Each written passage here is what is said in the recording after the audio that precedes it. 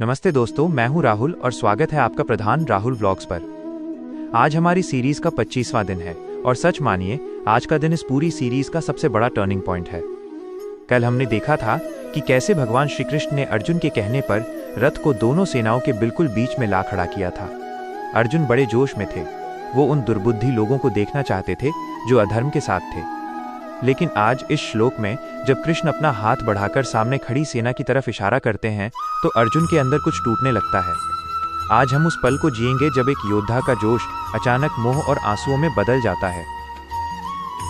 श्लोक। भीष्म द्रोण प्रमुखतः सर्वेषां च महीक्षिताम् उवाच पार्थ पश्येतान् संवेतान् कुरुनिति। 25 शब्दों का गहरा अर्थ। भीष्म द्रोण प्रमुखतः पितामह भीष्म और गुरु द्रोण जैसे प्रमुख योद्धाओं के सामने, महीक्षिताम दुनिया भर के राजाओं के सामने। उवाच श्री कृष्ण ने कहा, पश्यतान इन्हें देखो, लुक एट देम। संवेतान कुरुन यहाँ इकट्ठे हुए इन कुरुवंशियों को। अब दृश्य की कल्पना कीजिए। चारों तरफ शंखों की आवाज गूंज रही है, धूल उड़ रही है। कृष्ण ने रथ ऐसी जगह खड़ा किया जहां से अर्जुन को सबसे पहले कौन दिखे? दुर्योधन नहीं, बल्कि पितामह भीष्म और गुरु द्रोणाचार्य। कृष्ण चाहते तो रथ को कहीं और भी रोक सकते थे, लेकिन उन्होंने जानबूझकर अर्जुन को उनके अपनों के सामने खड़ा किया। कृष्ण यहाँ सिर्फ एक सारथी नहीं, एक मनोवैज्ञानिक साइकोलॉजिस्ट की तरह काम कर रहे हैं। वो अर्जुन के अंदर छिपे उस मोह को बाहर निकालना चाहते थे, जो शायद बाद में युद्ध के बीच में रुकावट बनता।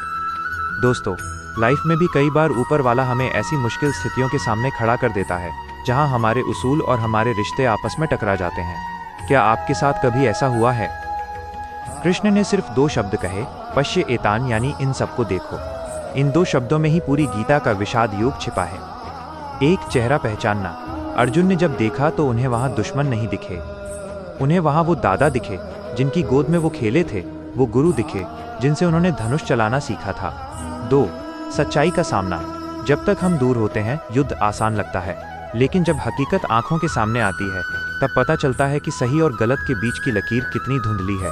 3 चंडीगढ़ लाइफ से जुड़ाव। आज हम करियर की रेस में या जमीन जायदाद के चक्कर में अपनों से ही लड़ बैठते हैं, लेकिन जब एक शांत पल में हम उन्हें देखते हैं तो क्या हमारे अंदर भी वही दर्द नहीं होता जो अर्जुन को हुआ था? एक पुराने राजा की कहानी याद आती है जिसे अपने ही बागी बेटे को सजा देनी थी। न्याय की कुर्सी पर बैठा राजा कहता था, सजा मौत होगी।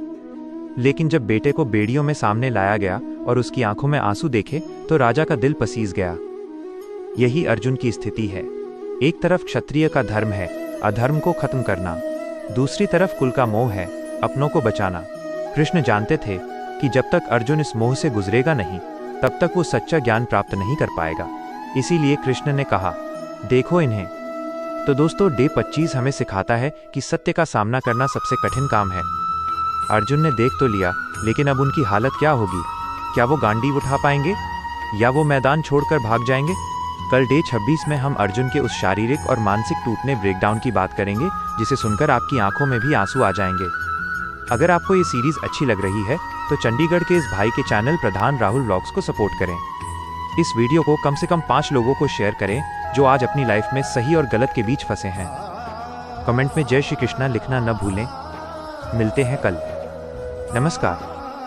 यदा यदा हि धर्मस्य ग्लानिर्भवति भारत अभ्युत्थानमधर्मस्य तदात्मानं सृजाम्यहम्।